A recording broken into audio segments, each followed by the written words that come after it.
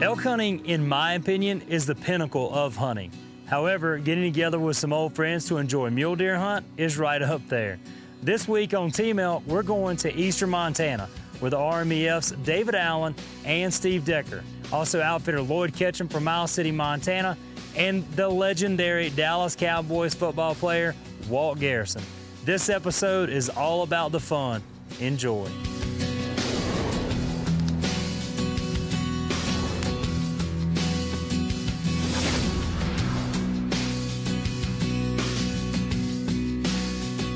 First light this morning.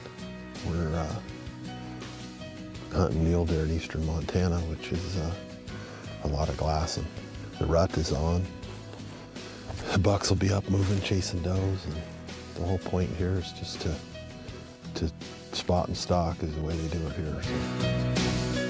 So. We get here in the morning. We get up on a good glassing point. We got a bunch of good bluffs we can glass and look for the deer. As soon as first light came, we could tell lots of deer moving, lots of activity. We had fresh snow from the night before, made for really good glassing conditions. I turn around and all of a sudden here comes this doe on a dead run, and there's a buck behind her and he's coming fast. We need to go up here, guys.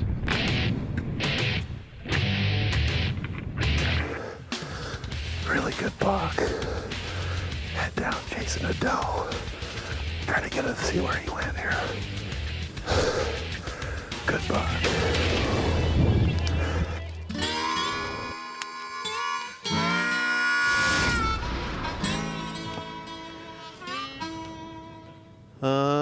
I just will walk up on the hill and see if I can get a hold of Craig. I don't here, but I'll walk up here to where I can get it. I've never bogged in here. I mean, I've crossed this umpteen times.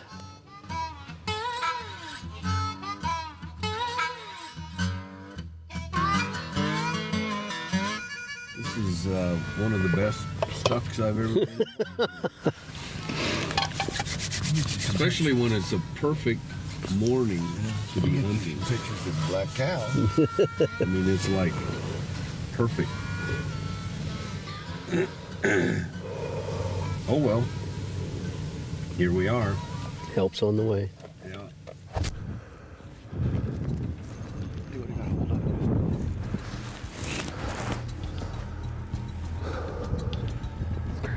He's coming up. Is he a shooter? He's a hell of a buck, guys. Come around that bush, Steve.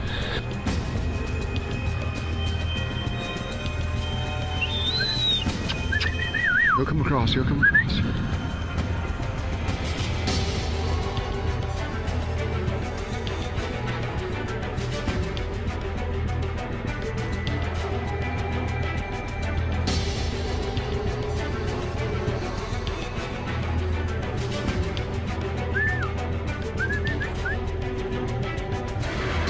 Well, that's a close one for Steve, but there's no doubt he's having a better day than the other guys. Like they say, a friend in need, yeah, he's a pest.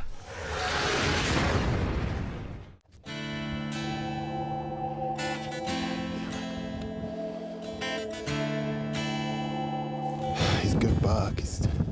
Wherever that doe goes, he's gonna go. Just came across in front of us here, but she's tired of getting harassed, I think. She didn't stop. He doesn't even know what's going on around him. Where the does go, the buck goes. And we couldn't quite get to a point where we thought we could get a shot from below him, so we decided to go back to the truck, go down and move up on top and see if we couldn't get maybe a different vantage point on it. This buck's hot. He's got 3 does. He's running everywhere. We did get a call. Somebody's stuck in a creek crossing, and it might be a few minutes before we get back there to help him out. We're gonna see if we can't get a shot on this buck, and those guys can wait for now.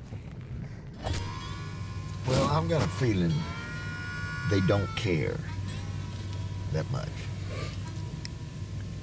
Because if you reverse the deal... Oh, I'd have been here right away. No, you wouldn't. No, you wouldn't. one of the 3 absolute perfect mornings you'll get during deer season, when everything's rutting, fresh snow, no sun. We get up to the top, and as soon as we get up there, here's 2 smaller bucks and a couple of does. Obviously not the deer we're looking for. Both respectable deer, but not what we were looking for.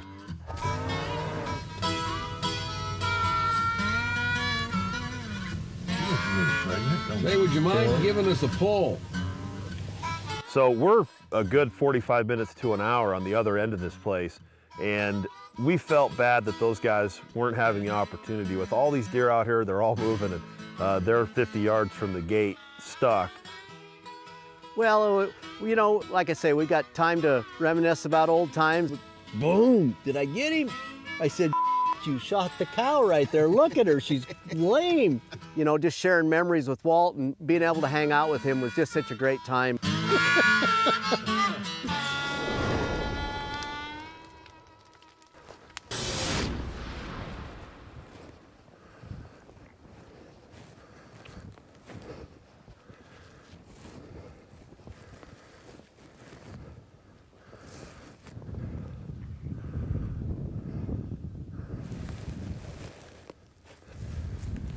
That buck's in here somewhere below us, we think. One doe popped out over here. There's 2 younger bucks over there on our way in here, but we're just looking for this one buck. Now, I know Steve pretty well, and I can tell you he's not going to just forget about the buck he saw this morning. So let me just say this. That muley better be ready for a pretty long game of hide and seek.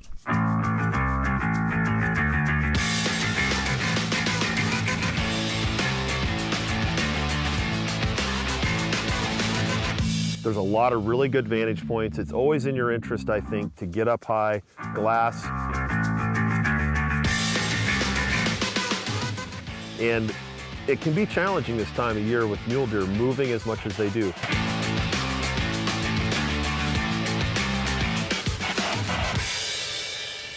I bet he's down in there somewhere. That's what I'm saying. With the way they're moving around like that, they're pushing, something's pushing everything around. Yeah. One little buck's heading out that way. Just, he's leaving them. He said, I'm out of here.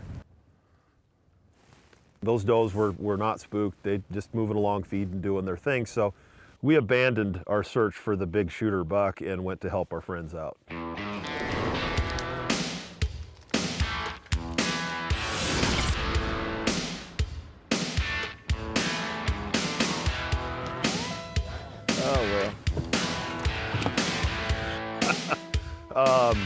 Walt and David and Lloyd had befriended about 30 head of cattle. I didn't know if they were playing football, if Walt was showing them some of his little moves, or what they had going on. I don't see any horns in there. Yeah, you guys didn't, we weren't on. What do you mean you're on a big deer? Fortunately, they were in pretty good spirits after realizing that between the time they called us to the time we actually got there, that we had been doing a little hunting and some other things, and we didn't immediately rush to their aid, but it was quite a scene when we got there.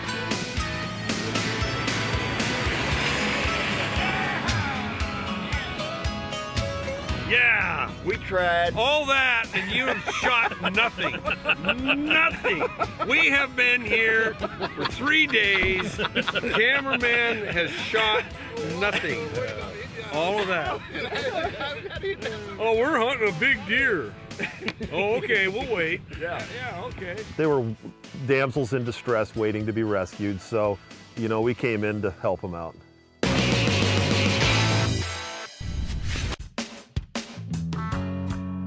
Now, because they were stuck in a mud hole for half of this episode, I haven't really had a chance to introduce you to Walt Garrison. So, here he is. I played pro football for 9 years, and you know, before a game you get kind of, the adrenaline gets to flowing, but whenever you draw down on the big buck, the adrenaline is there, you know.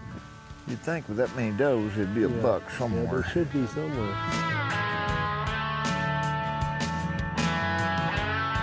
One of the greatest things I think you can do for your kids is take them hunting. It teaches you discipline, how to handle guns, how to respect the environment and the animals that you're hunting.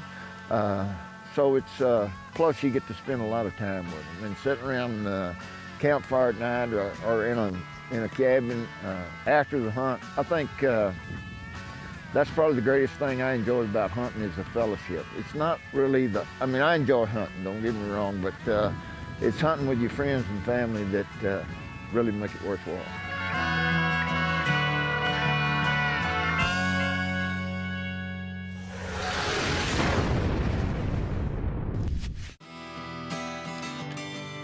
Following our rescue of the damsels in distress, we wished each other good luck. They went their way, we went our way. And I felt pretty good that having rescued them, maybe the mule deer gods would smile on us a little bit. Is that him? He's moseying right at that draw. I mean, he's chasing. So what do you think, how do you think he is compared to that first buck we saw this morning? I know he's not as wide. Scoring-wise, he's probably going to score a little better. I think his forks are deeper, but at 500 yards with binoculars, I mean, it's pretty hard to pick one apart. Yeah. Both awful nice deer. I guess I'm not shooting, but I'm going to be greedy. What's amazing is this break country. There's deer everywhere, and you can walk through here, walk in glass, and just pick up new deer in the same area over and over again. With the snow, it's pretty easy to find them. But the bucks sure are moving. Let's go on around. We'll see him again, but like I say, let's keep hunting. Yep, get after it.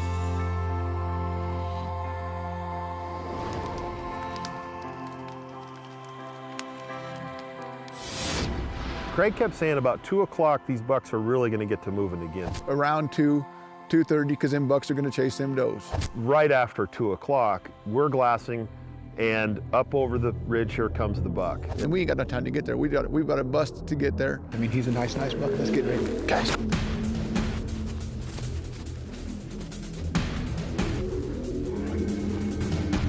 He's coming this way.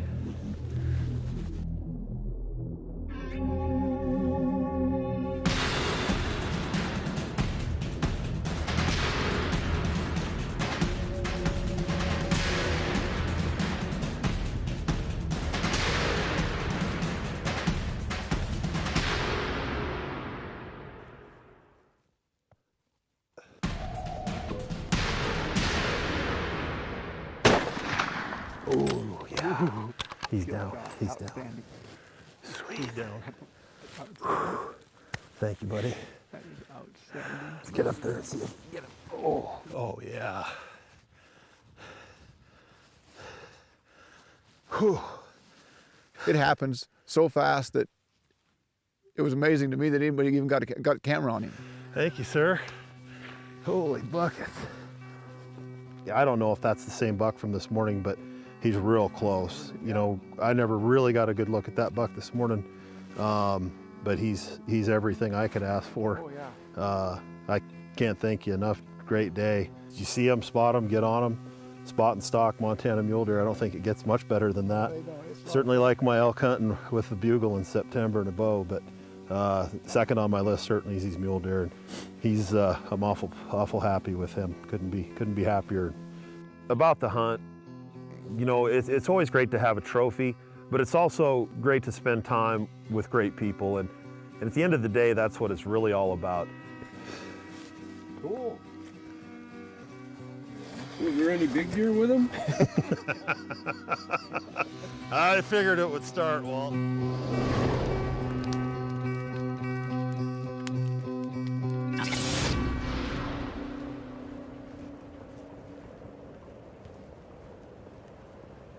You know, it's starting to get towards evening, and I said, Walt, let's just make one more check here.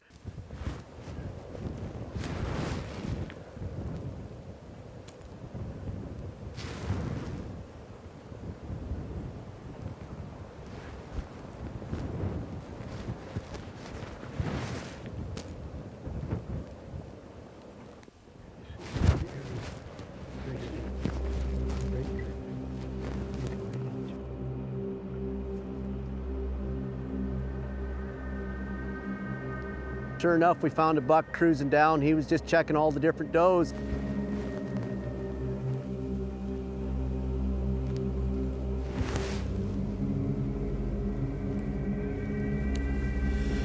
Let's go back around and see if we can get ahead of him. We'll get the wind in our face. See, that's our problem right now. We got the wind behind us.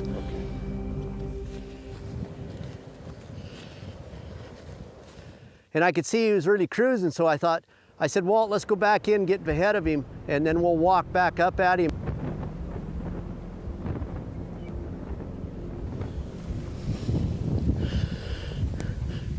You see the doe on the left? There's one on the left. He's right behind her.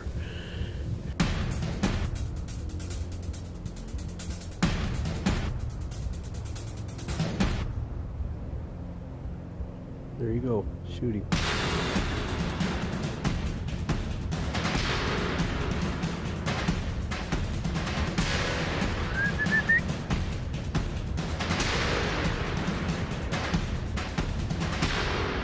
Go for it. Yeah, baby! Whoa! Great shot. Good shot. Forget about that one. Wow. Overbuck. Older buck, yeah. Look at the old Roman nose on him there. Yeah, he's a good one to get out of the old We're going down. going downhill. Yeah. Real crabby backs. Stuff. Lloyd and the landowners here have done an awesome job of managing these deer. And you take a deer out of the herd like this and he's not breeding anymore, and you saw all the young bucks yesterday. Oh, good. Yeah. And that's what it's all about. Nice bucks for Steve and Walt.